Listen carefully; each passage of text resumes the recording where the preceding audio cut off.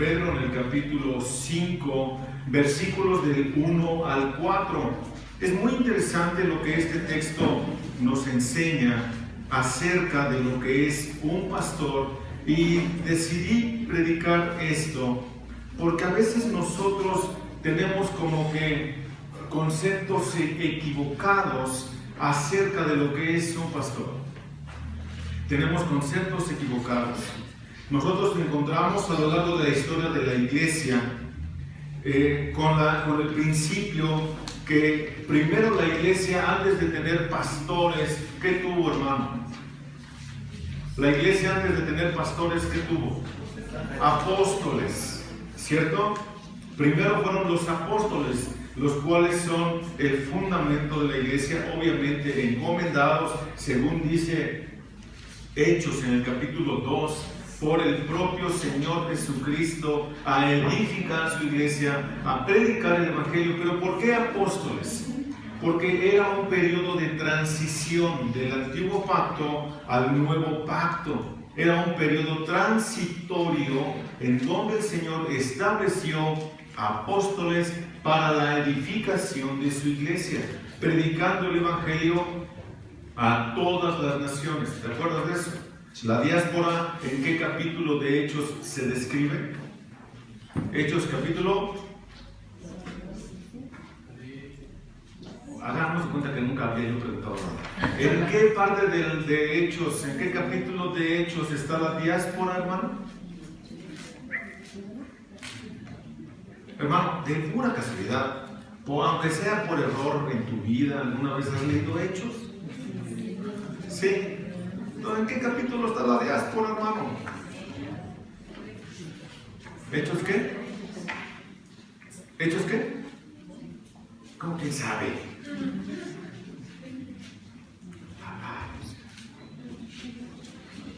¿La están buscando? ¿O me están viendo?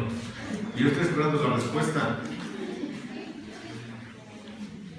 Bueno, vamos por partes, hermano. ¿Saben qué es la diáspora? No, bien, ok. Entonces, la diáspora, estoy preguntando lo que no conocen, con razón no me contestan. Cuando te les diga que es la demás, sí, ya me acordé dónde está. La diáspora es la dispersión de los discípulos para la propagación del evangelio. Esa es la diáspora, cuando fueron dispersos. ¿Te acuerdas allá Santiago en el capítulo 1? Escribe a quiénes?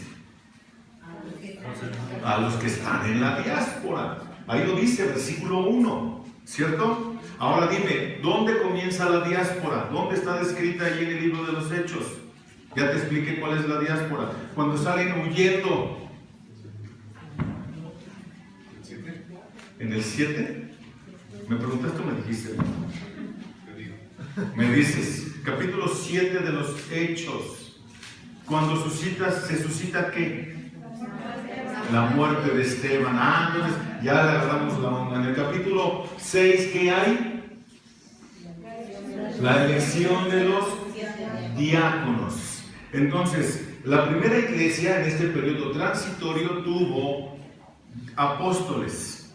Después de los apóstoles tuvo servidores, un diácono, un servidor, ¿cierto? Establecidos ahí en Hechos, en el capítulo 6. Cuando empiezan a ser establecidas iglesias en los diversos lugares, cuando los apóstoles van predicando el evangelio, ¿qué se establece dentro de las iglesias? Pastores, ancianos, obispos. Esto es lo que encontramos en las Escrituras, ¿cierto?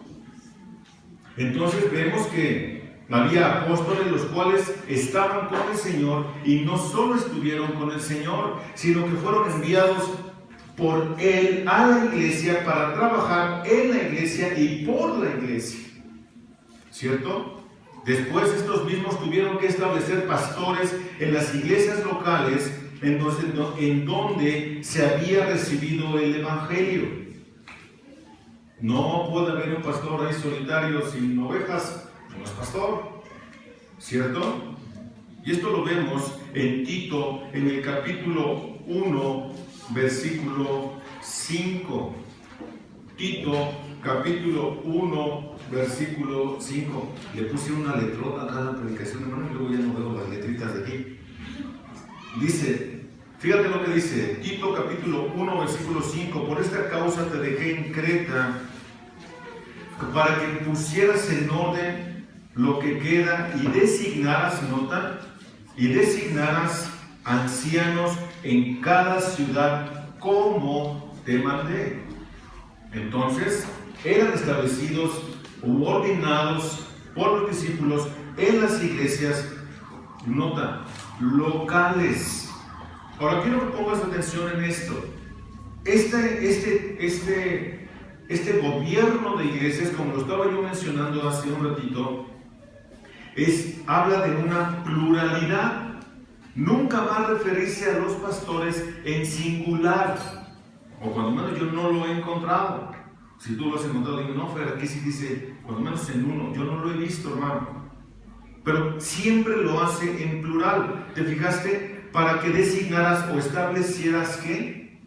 Ancianos. Otra vez, plural.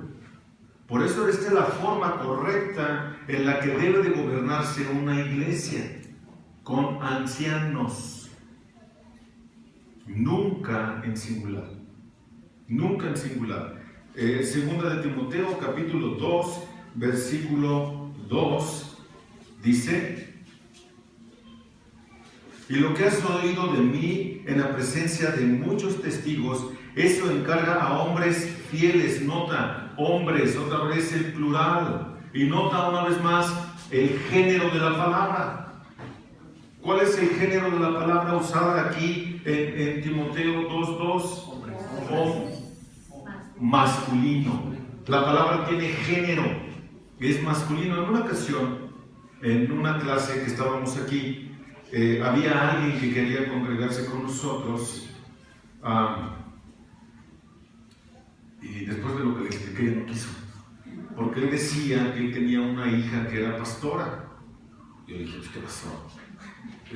Perdonen mi ignorancia, pero a lo largo de lo que yo he leído en la Escritura, siempre cuando hay para designar liderazgo dentro de la iglesia, las palabras tienen género y habla de masculino, siempre. Pero nota, ¿cómo no tiene que ser cualquier persona la que tiene que ser nombrada para el ministerio? Nota. Encarga a hombres fieles que sean idóneos para enseñar también a otros. Habla de que sean idóneos, calificados para poder hacer el trabajo. Y obviamente habla en género y habla en plural. Ahora 1 Timoteo capítulo 4, versículo 14.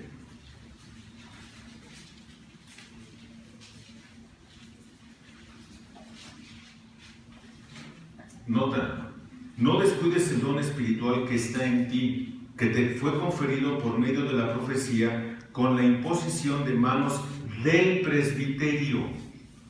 ¿Ok? El presbiterio, imposición de manos del presbiterio. Esta palabra también es un plural. No está hablando de un singular. Por eso es importante que la iglesia esté bien establecida con un gobierno plural. Una más. Primera Tesalonicenses, esta ya la estuvimos estudiando durante todo este año. Todavía no la terminamos, espero terminarla para el 2024. Primera Tesalonicenses capítulo 1, versículo 1. Nota, Pablo, Silvano y Timoteo, ya de entrada vemos la pluralidad allí, ¿cierto? Pablo, Silvano y Timoteo, a la iglesia de los tesalonicenses, en Dios Padre y en el Señor Jesucristo, gracia y paz a vosotros. Está hablando de una pluralidad. Filipenses capítulo 1, versículo 1. Otra vez, Pablo y Timoteo, siervos, nota la palabra plural, siervos. Entonces, cuando el Nuevo Testamento va a hablar acerca de del liderazgo de la iglesia siempre va a ser en plural, siempre. En el Antiguo Testamento, en Proverbios, en el capítulo 11, versículo 14, encontramos que el consejo es que en la multitud de consejeros que está la sabiduría. Nota, en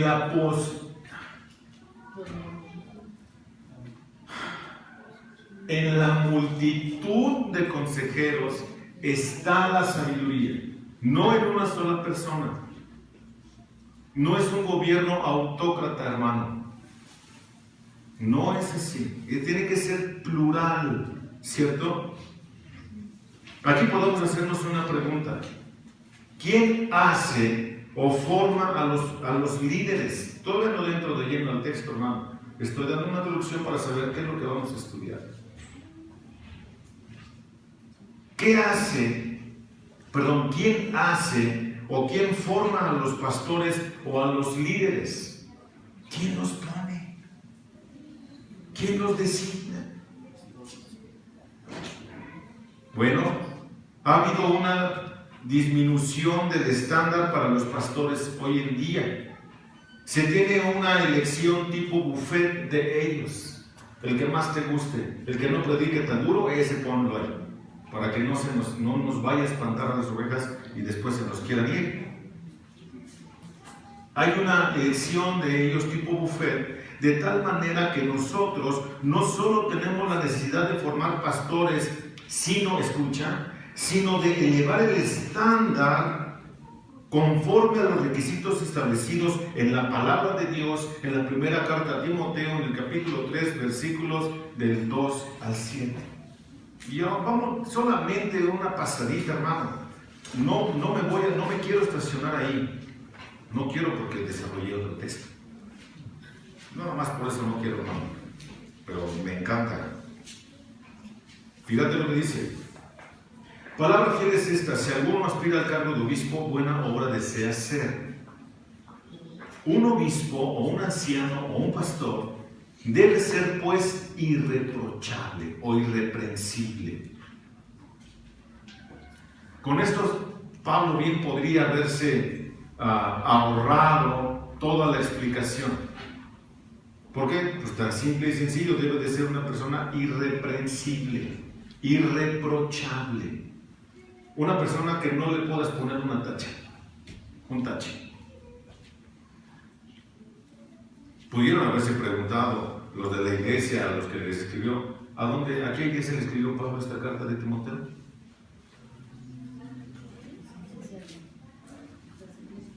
Se los voy a decir, pero es un secreto, hermanos.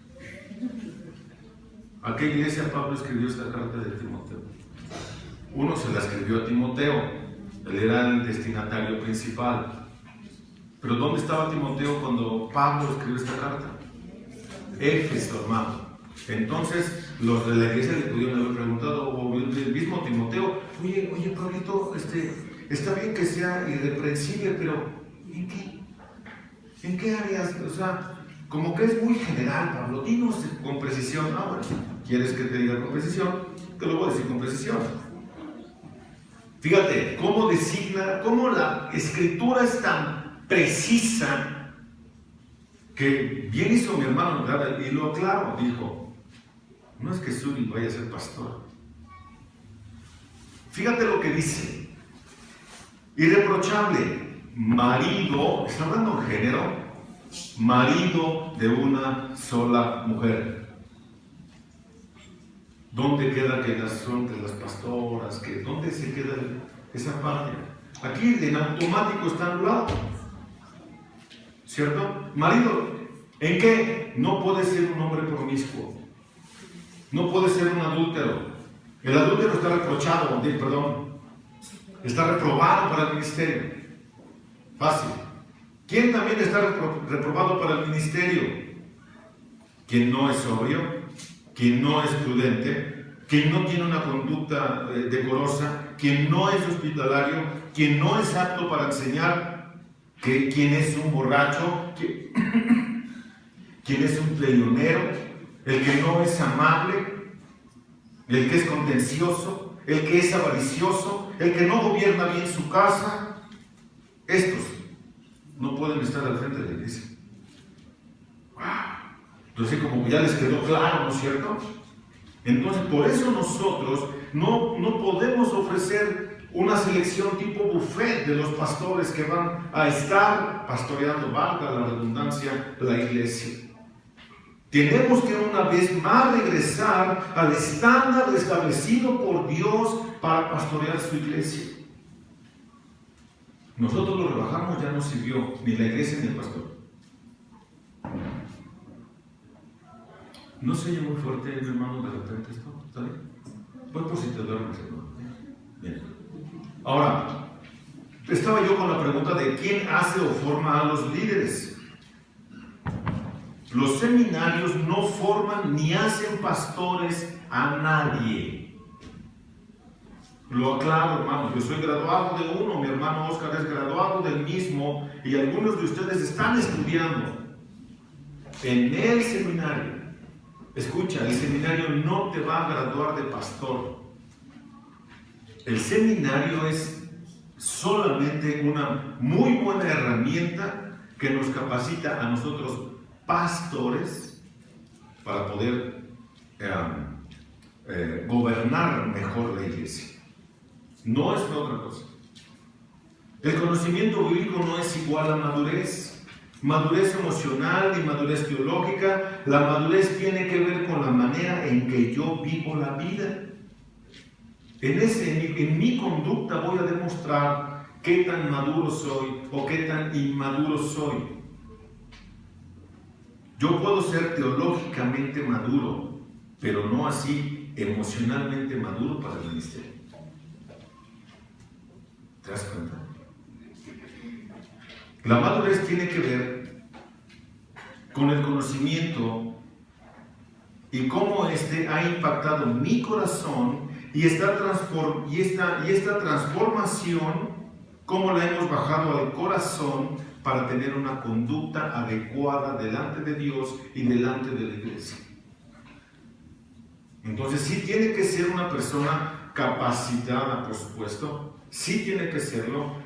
Dice que no un neófito, no un recién convertido, no alguien que no conozca las Escrituras. ¿Por qué? Porque un requisito anterior es que sea apto para enseñar. ¿Cierto? Entonces, hay 3 áreas para la formación de pastores. 3 áreas. Una es su carácter, 2 es el conocimiento y 3 son las habilidades. Y esto tenlo en mente porque esto es lo que vamos a desarrollar hoy. 1 es el carácter que está en la lista que el apóstol Pablo da a Timoteo en su primera carta, en el capítulo 3. El conocimiento, que conozca bien las Escrituras y sus habilidades. Cómo poner en práctica las 2 cosas anteriores. Eso es lo que vamos a desarrollar hoy. Hermano, esto es en lo que tenemos que fijarnos, que mi hermano Samuel pueda estar cumpliendo. Es esto. Entonces, vamos por favor a la primera carta de Pedro, una vez más. Ay, ¿qué pasó? La primera carta de Pedro. Ay, pensé que mi Biblia no traía Pedro. No encontraba. Bueno, pásame los otros lentes, por favor. Están ahí en el mucho.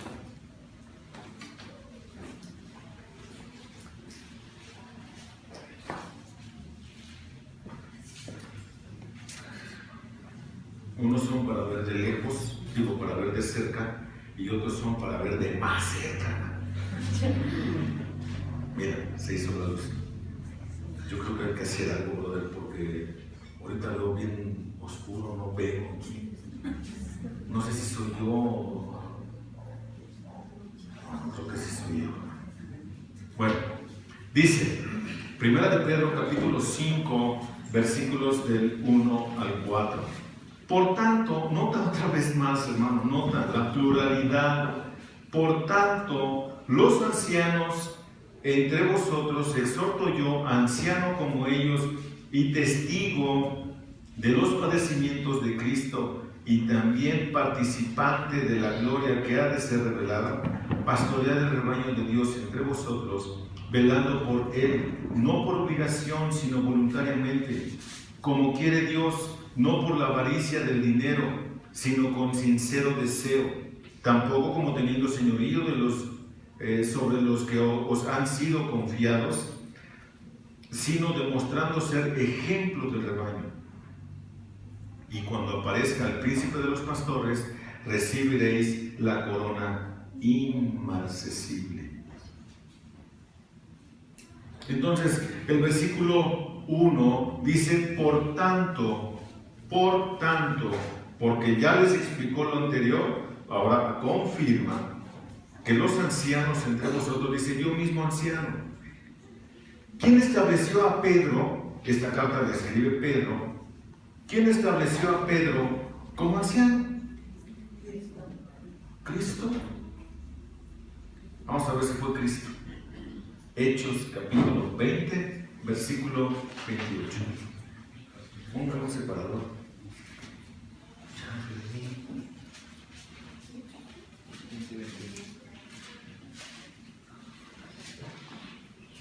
Hechos 20, versículo 28. Fíjate quién da esta parte del ser anciano o pastor. Tened cuidado de vosotros y de la grey en medio de la cual, ¿quién? El Espíritu Santo. El Espíritu Santo os ha hecho obispos. ¿Quién estableció a Pedro como obispo o como pastor? El Espíritu Santo. ¿Quién me estableció a mí como pastor de la iglesia? El Espíritu Santo. ¿Quién le dio a Samuel el don? El Espíritu Santo. ¿Y a Jesús? El Espíritu Santo. En Jesús cambia. Vamos a pensar que Jesús de Nazaret. ¿Ok? El Espíritu Santo es quien hace la obra en nosotros. Nosotros no los elegimos, no, hermano. Nosotros no los elegimos a los pastores. Nosotros solamente reconocemos la elección del Espíritu Santo y los ordenamos dentro de la iglesia local. ¿Cómo cambian las cosas? Es el Espíritu Santo. Nosotros reconocemos esa elección. ¿Qué fue lo que les dije que vimos en Samuel? Las cualidades, el don. Nosotros no estamos reconociendo lo que el Espíritu Santo ha hecho. ¿Me explico?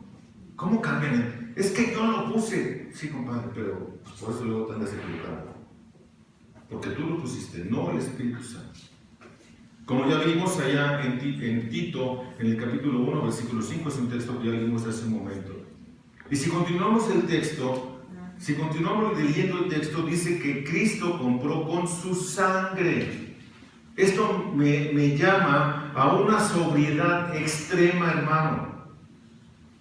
Porque yo tengo que cuidar ovejas que fueron compradas con la sangre, con la santa sangre de Cristo. No son mis ovejas. Por eso el texto me está diciendo acá que no como teniendo señorío, no debo yo nunca de enseñorearme de las ovejas. Nunca debo de pensar siquiera que dichas ovejas puedan llegar a servirme. Porque el Espíritu Santo me dio el don para servir a la iglesia, no para servirme de la iglesia. Son cosas muy distintas. ¿Cierto? Romanos en el capítulo 12, versículos del 3 al 6, cito, porque en virtud de la verdad que me ha sido dada, digo a cada uno de vosotros que no piense más alto de sí que lo que debe pensar, sino que piense con buen juicio, según la medida de fe que Dios ha distribuido a cada uno. pues así como un cuerpo tenemos muchos miembros, pero no todos los miembros tienen la misma función. Así nosotros, que somos muchos, somos un cuerpo en Cristo e individualmente miembros los unos de los otros, pero teniendo dones diferentes. Aquí en Romanos, ¿quién dio los dones? ¿Quién? Dios. Nota el texto, hermano. Versículo 3. Según la gracia, según la medida de fe que Dios repartió a cada uno, que Dios distribuyó a cada uno. ¿Quién lo dio? Dios. En Corintios, ¿quién da los dones? El Espíritu Santo. Y en Efesios capítulo 4, Jesucristo. Nota cómo está entonces la Trinidad está trabajando en la edificación de la iglesia que Él mismo compró con su propia sangre. Entonces no es cualquier cosa estar parado aquí enfrente. ¿Quién escoge entonces a los pastores? El Espíritu Santo, dice Hechos, ¿no es cierto? Es el Espíritu Santo. La segunda persona de la Trinidad. Ahora, ¿cómo deben de ser seleccionados los pastores por la iglesia? ¿Cómo deben de ser seleccionados? ¿Cómo, hermano? Nota que nadie se dio cuenta porque nadie me está sabiendo contestar. ¿Cómo deben de ser seleccionados los pastores? ¿Cómo debemos de hacer para que alguien pueda ser pastor dentro de la iglesia? Es algo que generalmente no hacemos, nos pasa de noche. Y porque le vemos cualidades, ya queremos que sea pastor. Mateo capítulo 9, versículos 37 y 38.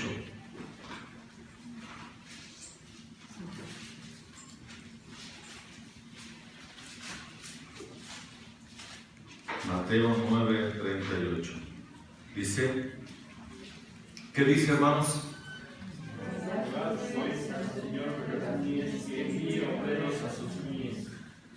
Wow. ¿Qué tenemos que hacer entonces? Entonces tenemos una responsabilidad nosotros. Tenemos que rogar al dueño de la mies que envíe obreros a su mies. Por eso hicimos lo que hicimos ahorita con mi hermano Samuel. Porque le queremos rogar a Dios a ver si es Samuel. Le vemos características.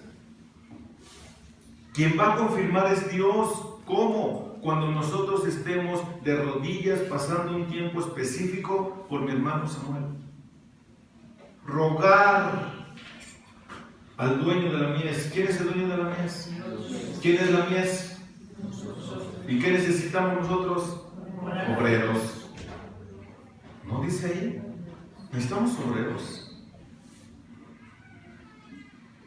Entonces, qué importante es que nosotros estemos haciendo nuestra función de orar por nuestros pastores, para que Dios levante pastores dentro de la iglesia, porque son para edificar su iglesia, para cuidar su iglesia y para supervisar a su iglesia. Por eso es sumamente importante esto. Entonces, ¿qué mejor lugar que la iglesia que se ocupe de la oración para que Dios levante obreros para su mies de ahí mismo, de aquí mismo? Hermano, llegar como pastor a una iglesia que no te conoce es sumamente complicado.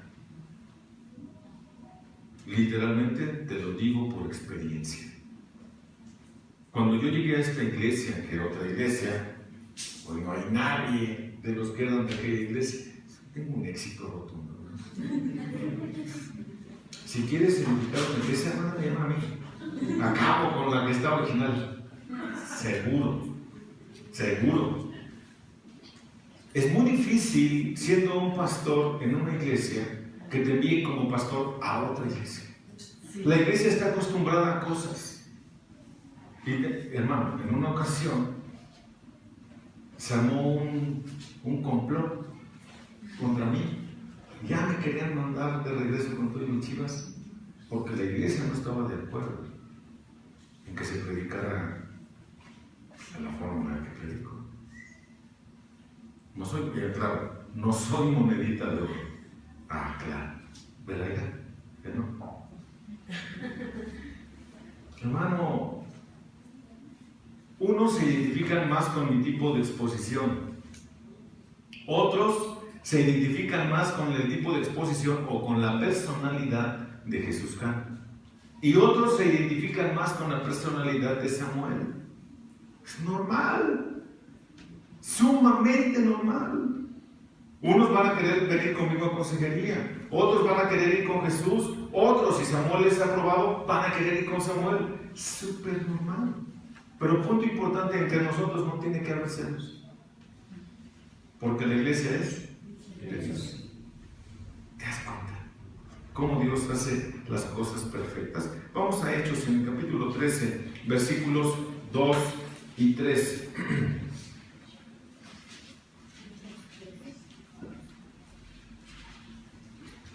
¿Ya? Ay, pues entonces levántate y dale lectura, mi hermano.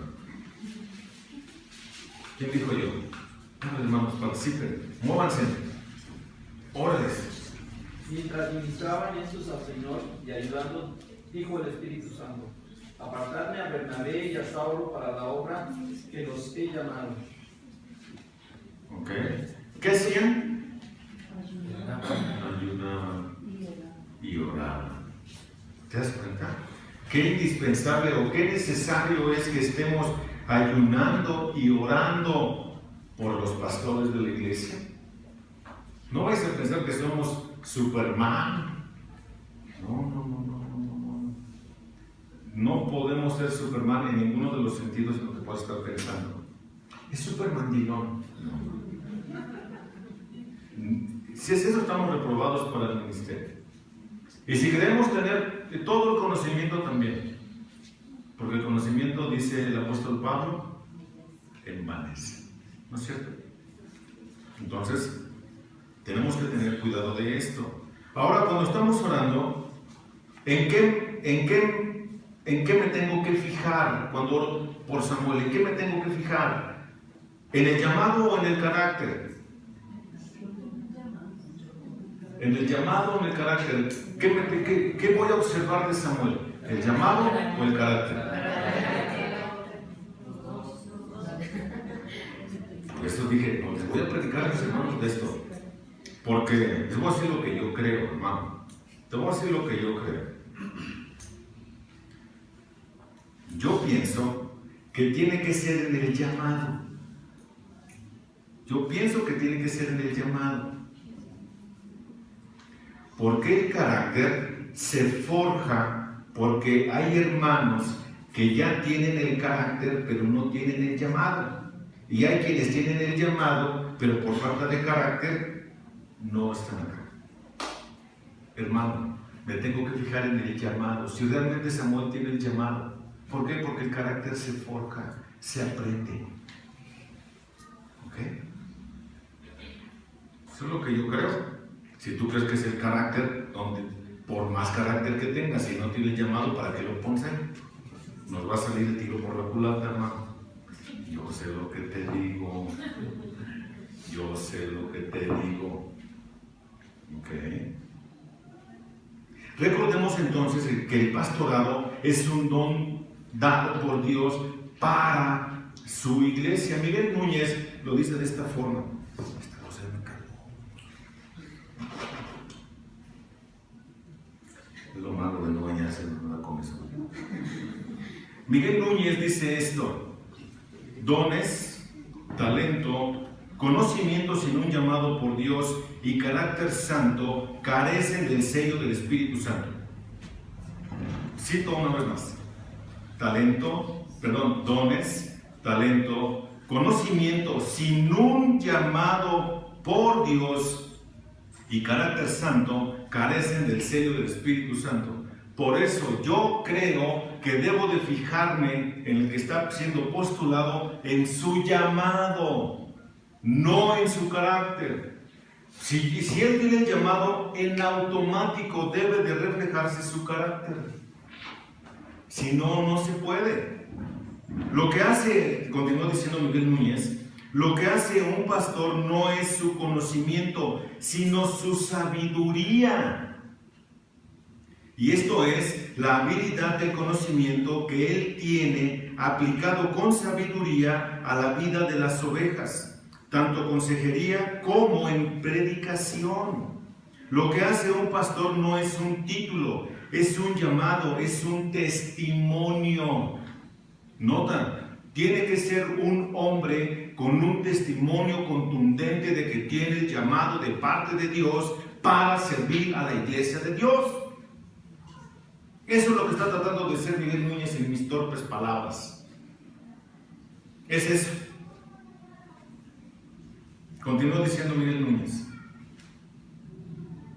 En la época de Moisés, Faraón tenía el título, Moisés tenía el testimonio. En la época de Cristo, Pilato tenía el título, Cristo tenía el testimonio. En la época de Pablo, Herodes tenía el título, Pablo el testimonio. Hoy en día, ni Faraón, ni Pilato, ni Herodes tienen el título. Moisés, Cristo y Pablo siguen con el testimonio. Fin de la cita. ¿Cierto? El testimonio de ellos es tan contundente que lo tenemos para la perpetuidad. ¿Cierto? El título de ellos ya se acabó. Muriéndose se acabó. Por eso, ¿en qué me tengo que fijar cuando yo estoy orando por un pastor? En su llamado. No, aquí no hay, es que yo pensé, no, es lo que es. Entonces, lo que hace un pastor no es su capacidad para... Mano, les escribí en la computadora y no sé ni qué puse. Ya. Entonces, lo que hace un pastor no es su capacidad para mandar, sino su capacidad para servir. Escucha, somos servidores públicos. Nunca es para servirnos de la iglesia. Y nadie es testigo de esto más que, o nadie como la iglesia local es testigo de esto, de cómo él sirve, de cuál es su carácter, cuál es su conocimiento, cuál es su sabiduría y si realmente tiene el llamado. Eso es lo que me tengo que fijar. En su llamado. ¿Para qué son seleccionados? ¿Para qué son seleccionados estos pastores? ¿Para qué? ¿Es un título? ¿Es un cargo en automático que Dios da para tener autoridad en la iglesia? He conocido el caso de algunos que en cuanto tienen autoridad, o más bien, en cuanto se sienten autoridad, porque este cargo no es de autoridad, para decir, a ver, tú trae un limón y tú ponle en un vasito. No, eso no es. He conocido a algunos que en automático, cuando reciben el cargo, por llamarlo de alguna forma, se sienten con autoridad y se traen a la iglesia, pero aquí, esperando ser servidos por la iglesia. Ese no es el llamado. De eso no se trata. El apóstol Pedro usa 3 palabras para denotar qué es un líder y cuál es su trabajo. Se las dije al principio, por eso les dije, no se les olvide. Les dije 3 características de un pastor, ¿cierto? Sí. ¿Cuáles fueron? Carácter, conocimiento y habilidades. Ok. Fíjate lo que dice Pedro.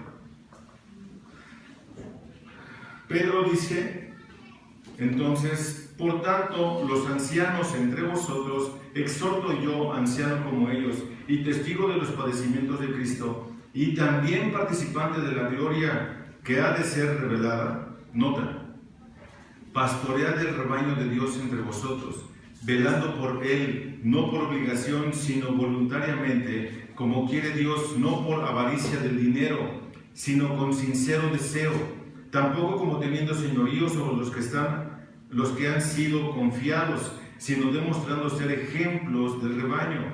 Y cuando aparezca el príncipe de los pastores, recibiréis la corona inmarcesible de gloria. Hay tres palabras que el apóstol Pedro usa para denotar a la misma persona. Escucha, la misma persona.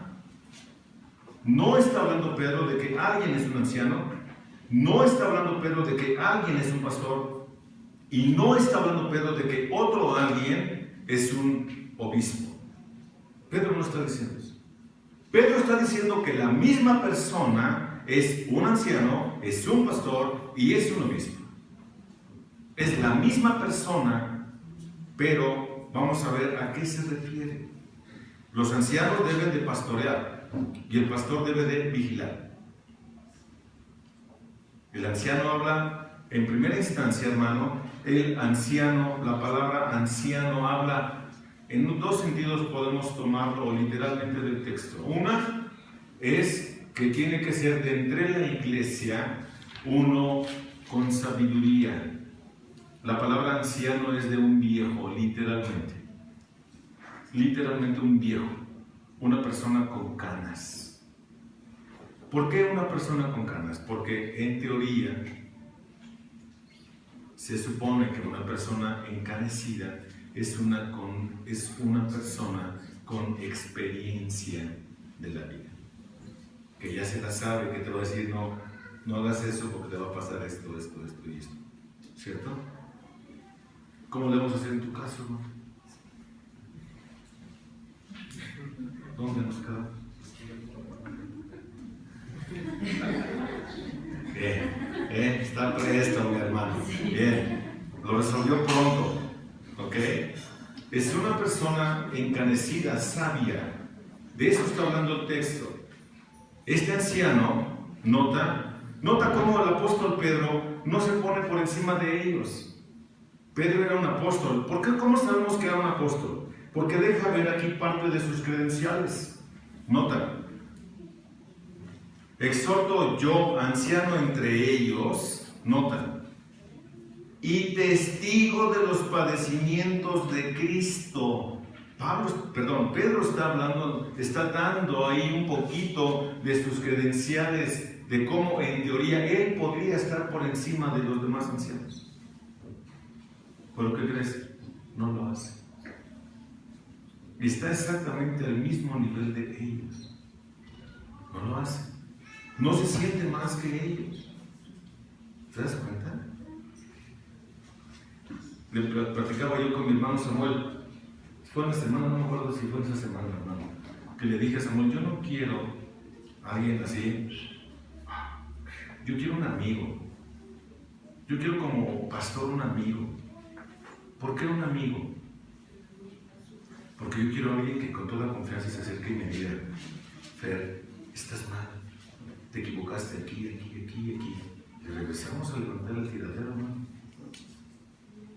Yo quiero a alguien que con toda confianza pueda llegar a mi casa y sentarnos a tomar una coquita con hielos, que no me mande, aunque luego nos digan que no, que porque nos vamos a poner bien timbones.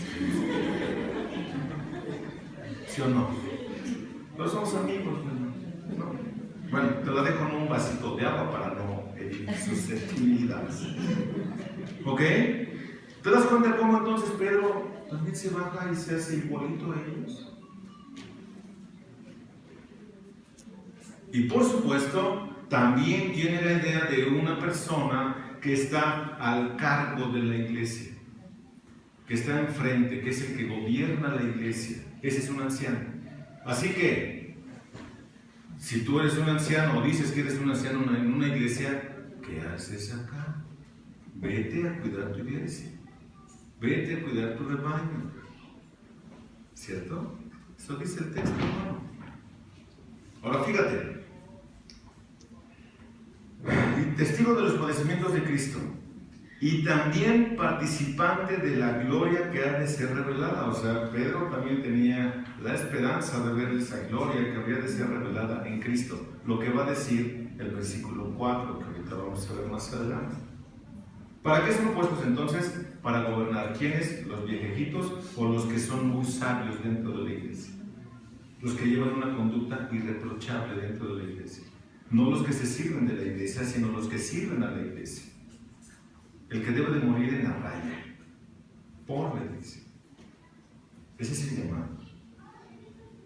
Ahora, este anciano debe de tener una función. Les di 3 características. La primera fue el carácter, es el anciano. El segundo es conocimiento, el pastor. El pastor. Porque el anciano debe de pastorear la iglesia. Nota lo que dice el texto. Pastorear el rebaño de Dios entre vosotros. ¿Cómo lo debo de pastorear? ¿Cómo? Velando por él. El pastor tiene que ser una persona. Bueno, no les di la definición. ¿Quién es la definición griega, hermano? ¿Te va a servir de algo? Pues no sé, pero ahí te va. Diácono. Pastor, no es cierto. Anciano. Déjame pongo los lentes, hermano, porque no lo alcanzo a ver. La palabra anciano es la palabra presbíteros o presbúteros. La palabra pastor es la palabra poimen o poimano. Uno habla del carácter, otro habla de lo que tiene que hacer con la iglesia. Y la otra, que es la otra palabrita usada aquí en el texto, es episcopeo o episcopo, que es el cuidado. Epis es el que está por encima para supervisar a todos. Como también hay una palabra que lo define con un poquito de más precisión, es sobreveedor o supervisor. ¿Te acuerdas cómo fue puesto a Ezequiel? Ezequiel fue puesto por... De pura casualidad, ¿no han leído Ezequiel, hermanos? Entonces díganme, ¿por cómo fue puesto Ezequiel, hermano? Despiértate tú que duermes y te alumbrará Cristo. Como atalaya. ¿Qué es una atalaya? Un vigilante. La mejor ilustración es cuando vamos a Villa, agarras la carretera, la autopista, y ahí en la caseta ahí hay un penal. Y el penal tiene cierta distancia, cada una de esas torres donde están vigilando a los reos. ¿Cierto? Ese es un sobreveedor. Ese es el episcopo. Perdón. Sí, el episcopo, el atalaya, un sobreveedor, un supervisor. Entonces el anciano debe ser alguien con carácter, maduro, no un neófito, no uno que piensa alocadamente, no, nunca. El pastor debe de ser uno que cuida el rebaño, que lo atiende, que lo visita, que lo apapacha, que le dice, ¿por qué pecaste? Es que pastor, es que ya ven que es bien difícil. Entonces, con la escritura vas, hablas con él, le muestras su pecado, lo traes al arrepentimiento y le dices, ándale chiquito, siéntate. Con amor. Difícilmente hoy vamos a encontrar pastores que literalmente se preocupen por sus ovejas. Muy poquitos hacen eso. Hermano, en el seminario te van a enseñar, porque a mí me lo enseñaron, que un sermón debe de prepararse en 40 horas a la semana. ¿Cierto? El pastor Montoya dice que si tú le dedicas tanto tiempo al sermón para prepararlo en 40 horas, ¿a qué hora vas a atender a la iglesia? ¿A qué hora? Yo conozco el caso de hermanos que, sí es cierto, se la pasan estudiando todo el día. Y los oyes hablar y dicen, no, este sí estudió. No, pero ya se le murió la oveja y pues no, pues tiene que estudiar, ¿no? Tenemos que tener un equilibrio entre todas estas cosas. Porque mi trabajo es ser pastor. Y no solo eso, demanda tiempo, dinero y esfuerzo. Demanda tiempo porque es muy demandante. Característica inequívoca. ¿Dónde anda Feliz? Ya la vi, pensé que se nos había ido de pinta. Gracias por ponerle. Característica inequívoca. ¿Qué pasa cuando nos vamos a sentar a comer?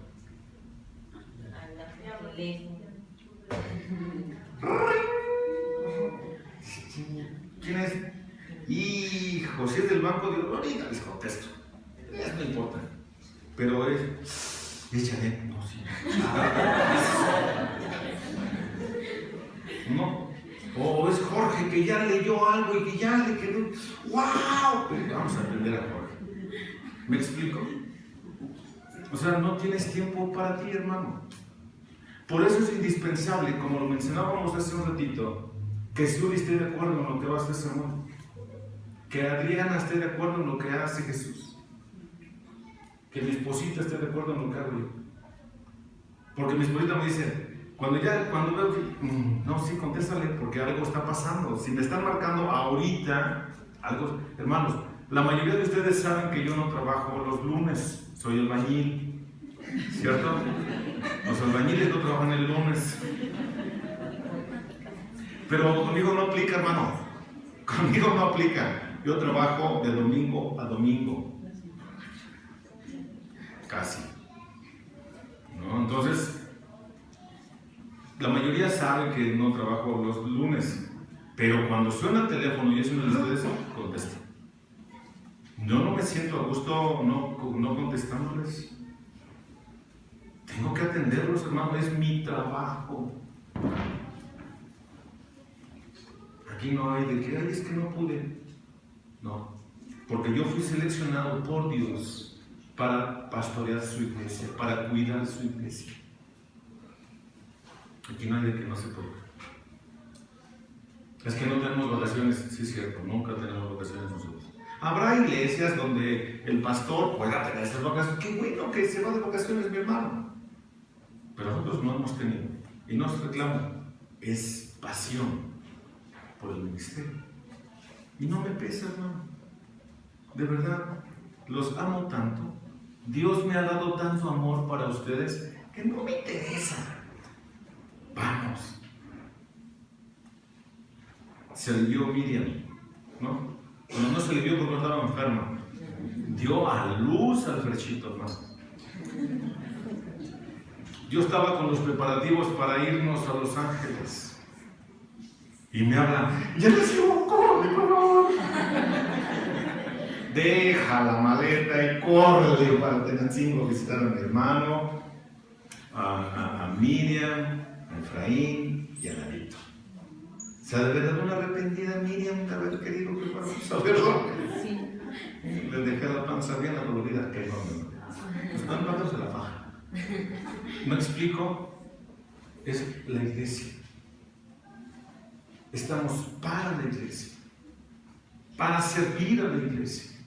Luego me dice mi esposita, oye, ya vamos aquí, vamos acá, vamos acá, aquí. Y luego nosotros, pues vamos, no te quedes, vamos. Y por eso ando conmigo a todos lados, porque si no, ¿a qué horas la cuido a ella, hermano? ¿A qué horas la veo? Aquí no es trabajar hasta el agotamiento por la iglesia. Y eso lo debe de poder constatar la iglesia. Trabajar hasta el agotamiento. Pero no puedo darme el lujo de llegar un domingo y hacerle como ustedes. Yo no puedo darme ese lujo, hermano. ¿Cómo lo hacen ustedes los domingos? ¿Hiciste la tarea? No. Yo no puedo darme ese lujo. Yo no puedo llegar el domingo y que estén esperando la predicación. ¿Qué Fer? ¿No preparaste la predicación? No. ¿Por qué? No quise. Porque no me dio tiempo. Porque fui a comerme unas quecas a San Mateo. Yo no puedo decir eso. Ni voy a San Mateo ni como quecas. Pero ¿cómo ustedes sí pueden hacerlo? Yo no puedo darme ese lujo, hermano. ¿Te das cuenta? Yo, pese a lo que pase, yo tengo que llegar acá con un sermón. Pese a lo que pase, yo tengo que llegar con Moy y Cintia con una clase, que lo estoy discipulando ahorita.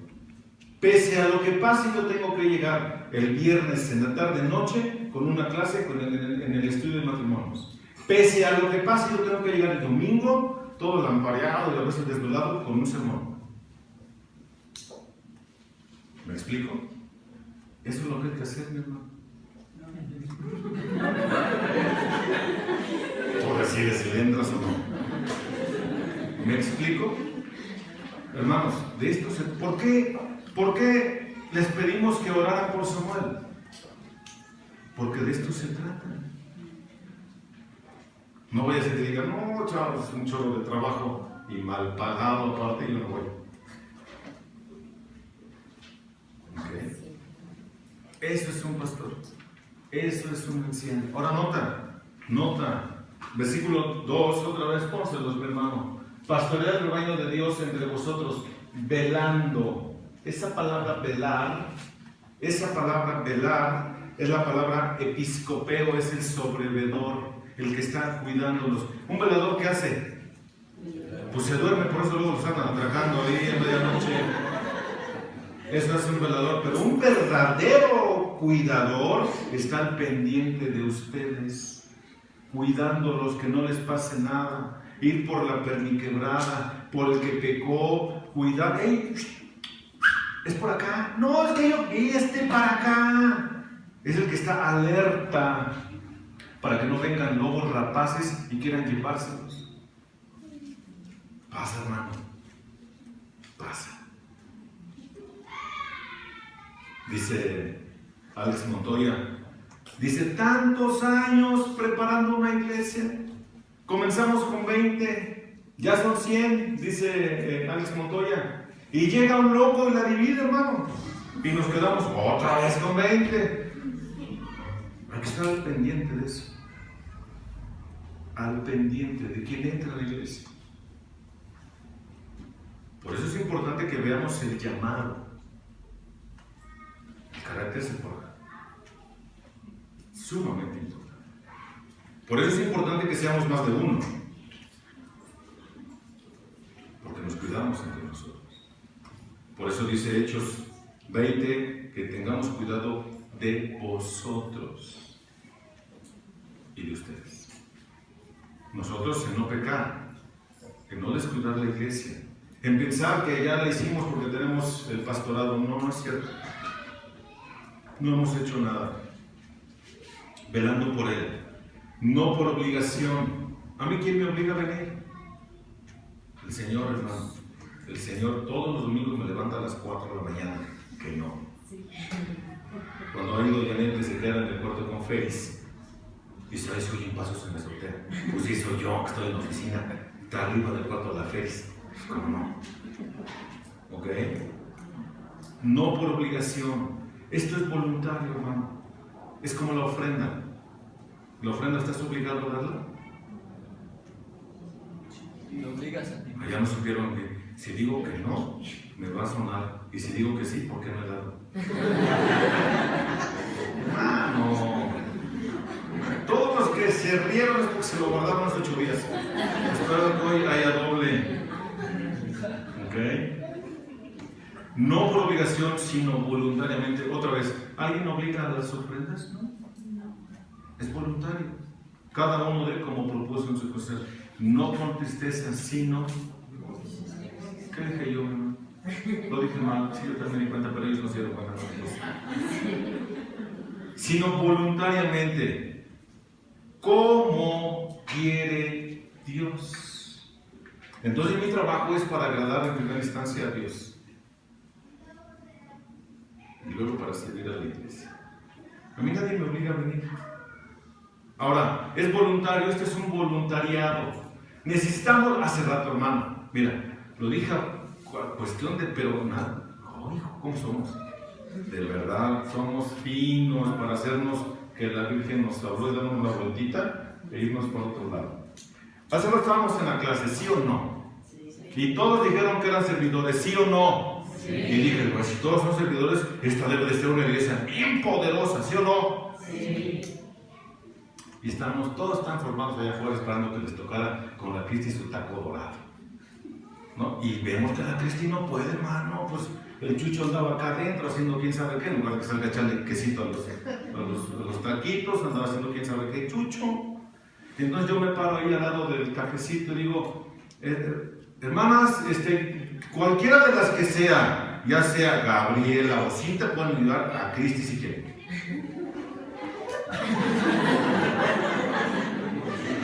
Por arte de magia se fueron de la fila. Y luego dije, bueno, si estas no llevan, lo voy a gritar, ¿no? Quien quiera puede ayudar a la Cristi, hermano, no puede.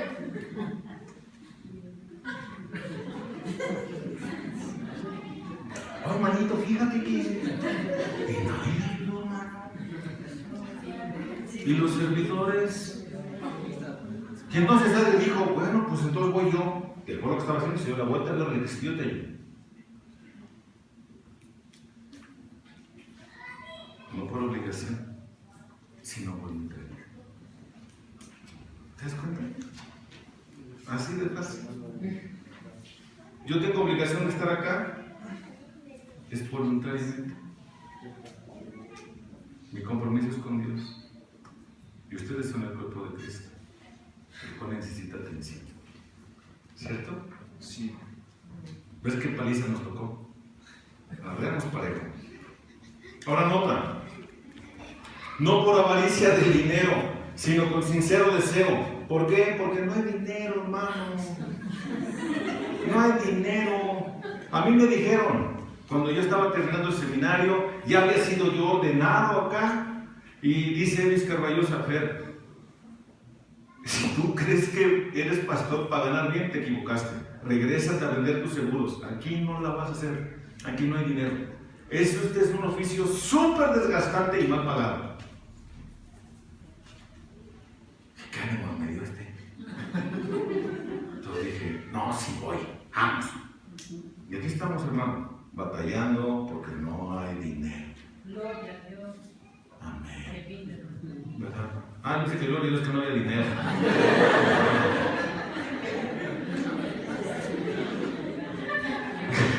Sí, hermanos. Gloria a Dios. Gloria a Dios. Entren, hermanos. No baten con los codos, hermano. Éntrale. Hay que pagar la renta, hermano. Entonces, no debo de ir por la ganancia. No debo estar acá porque me paguen bien. E inclusive, ya se los he dicho, cuando me invitan a predicar a otra iglesia, no voy con el afán de que me paguen. El obrero es digno de su salario, ¿no es cierto? Dijo el apóstol Pablo. Y el que trabaja para el Evangelio, que viva del Evangelio. ¿No es cierto? ¿No dijo eso? Sí. Pero yo nunca voy con la expectativa de que me den dinero cuando voy a predicar a otra iglesia. Nunca. ¿Por qué? Porque tengo una iglesia a la cual sirvo, la cual tiene un compromiso con Dios de sostener a su obrero. Y confío en Dios en eso.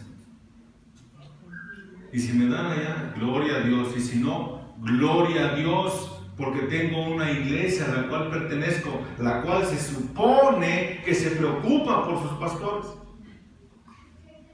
¿Es hipótesis? Ahora sí dígame, hermano.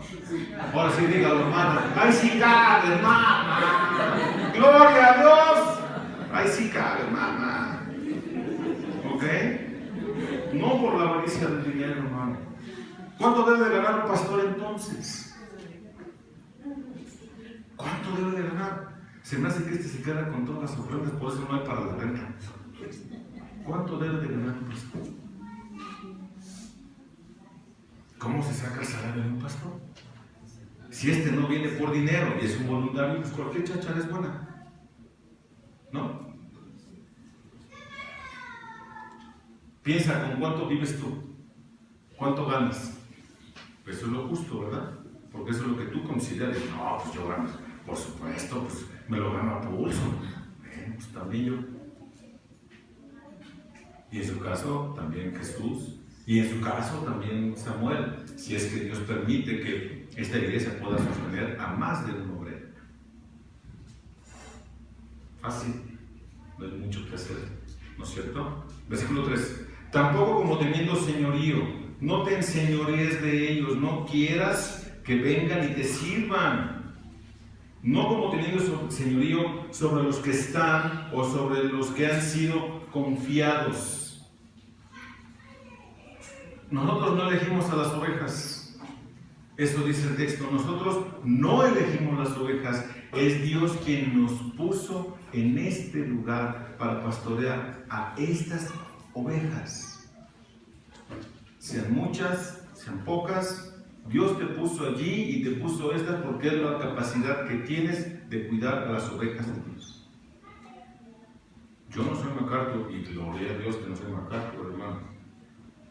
Porque imagínate si me va a costar trabajo dar cuentas de todos ustedes, ¿cuánto más trabajo me costaría dar cuentas de 5,000? Eso me aterra. Si con trabajos cada uno de nosotros vamos a poder dar cuentas de nuestras familias. Ahora imagínate dar cuentas del André. Deja del André, del Arturo, que creo que ya se fue. ¿Dónde está? Bueno, ya anda pegadito a la puerta, ya se anda queriendo ir. Ya se anda. Imagínate dar cuentas de. No, hermano. Lo bueno que nada más hay uno. Imagínate dos como este, bendito Dios. ¿Para qué quiero enemigos? Sí, con las ovejas que tengo. Basta, hermano. ¿Te das cuenta? No como teniendo señorío de los que Dios, en su soberanía, puso bajo nuestro cuidado. Por eso quiero repartir o compartir la responsabilidad para que no me toquen tantas carreadas a mí, ¿verdad? Jesús y Samuel. Muchos de los que eran para mí, con todo mi amor van a seguir. Mira, pero no te preocupes porque te voy a mandar solamente a Arturo. Es para forjar carácter, hermano. Como si no lo tienes. El llamado está, pues con el Arturín te forjas. Que no, mi hermano. Yo no quiero.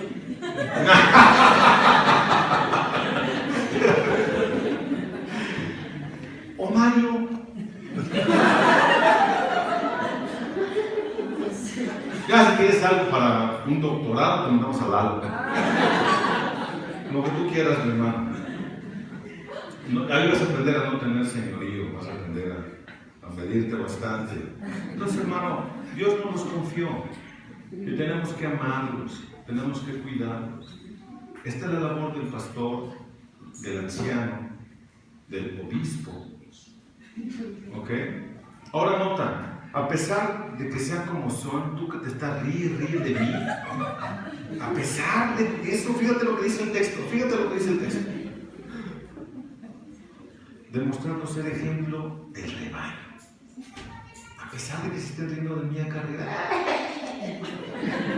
a pesar de eso, hermano, tenemos una responsabilidad. Y esa responsabilidad es ser ejemplo. Debemos de resguardar nuestra vida. Y no solo nuestra vida, sino en mi caso, la vida de mi esposa y la vida de mi hija. Porque somos la familia que sirve a la iglesia. Somos la familia que todos ven, que dicen, ¿y por qué ella sí puede hacer eso? No es cierto, hermano. Juzgamos a veces mal. Pero mi responsabilidad como pastor, la responsabilidad de Jesús como pastor, la responsabilidad de Samuel, si es que llega a ser pastor, es que debemos de ser ejemplo de la grey. En todos los sentidos. En todos los sentidos. En conocimiento, en piedad, en santidad, en humildad, en devoción, en conocimiento, en aplicación de la palabra a nuestras vidas. Es en lo que debemos de ser ejemplo. ¿Por qué? Nota lo que dice el versículo 4. Y cuando aparezca el príncipe de los pastores, a temblar se ha dicho, a temblar. Porque cuando se aparezca el príncipe de los pastores, recibiréis la corona inmarcesible o incorruptible de Dios. Solo y siempre y cuando, como pastor, hayamos hecho un buen trabajo. Si no, no. Hermano, aquí no hay jubilaciones. Aquí no se pensiona a nadie. Aquí se acaba cuando te mueres. Ahí se acabó tu ministerio. ¿Cierto? Aquí no hay jubilaciones, hermano. A menos que algo te pase, te incapacite, que ya no puedas hablar, que no puedas subirte al púlpito, que te suban cargando, algo muy grave te pasa, pues entonces hay que hacer algo por el pastor. Conozco el caso de alguien, no muy viejo, nada viejo, ya está buscando la jubilación de la iglesia, hermano. Aquí no existe eso. Aquí se acaba hasta que se acaba. Hasta que el Señor te manda a llamar y te dice, se acabó, vámonos a casa. No a tu casa, sino a la de Él, cuando se aparezca el príncipe de los pastores. Ahora nota, ¿por qué debemos de ser unos servidores? ¿Por qué no debemos de buscar el dinero? ¿Por qué no debemos de buscar la vanagloria que ustedes puedan venir a darnos? Que a veces muy equivocadamente nos comportamos así. ¿Por qué? Porque tenemos una corona que el príncipe de los pastores nos entregará. Hasta entonces, esta corona tiene la idea de un pago por un servicio que se realizó. Por eso debemos de hacerlo excelente, porque se va a aparecer el patrón y hay que rendir cuentas, no solo de mi vida, sino de las vidas de las ovejas, las cuales Él confinó a nuestro cuidado. De este tamaño. ¿Lo quieres o lo dejas? Lo vas a pensar. No, gracias a Dios que está dispuesto mi hermano a aceptar el cargo con estas implicaciones. Por eso es necesario que estemos orando. Y ya vimos que entonces el pastor, el anciano y el obispo son exactamente la misma persona. Hermanos, oremos por su amor, para que Dios lo confirme. Y no dejemos de orar por Jesús, nuestro pastor, y por su servidor, su obispo. Es necesario. Amén. Amén. Vamos a orar. Eterno Padre, te damos muchas gracias por tu bondad. Gracias, Padre, por esta instrucción que nos das acerca de cómo debe de ser un pastor. Vemos claramente en tu palabra que el pastorado está solamente dirigido a los varones, quienes deben de ser líderes, que quienes son unos buenos líderes en casa pueden ser unos buenos líderes en la iglesia. Gracias por enseñarnos con tanta claridad. En esta tarde te queremos suplicar por nuestro hermano Samuel, que tú, mi Señor, lo confirmes si esa es tu voluntad. Señor, es necesario para nuestra iglesia tener un obrero más. Nosotros pensamos que puedes hacerlo. Te rogamos por el mundo, para que tú seas con Él, que nos des visión a nosotros. Te ruego por mi hermano Jesús Cano, que lo bendigas grandemente, que lo fortalezcas, que lo sigas usando, Señor, en esta iglesia donde tú lo has puesto para trabajar, que Él pueda seguir siendo de ejemplo para la Grey, con su esposita, con sus 2 hijos. Te ruego por mí mismo, Señor, para que me ayudes. No permitas nunca, Señor, que yo me sobrepesca de todos. No permitas, Señor, que yo me vuelva un jactancioso, orgulloso pastor.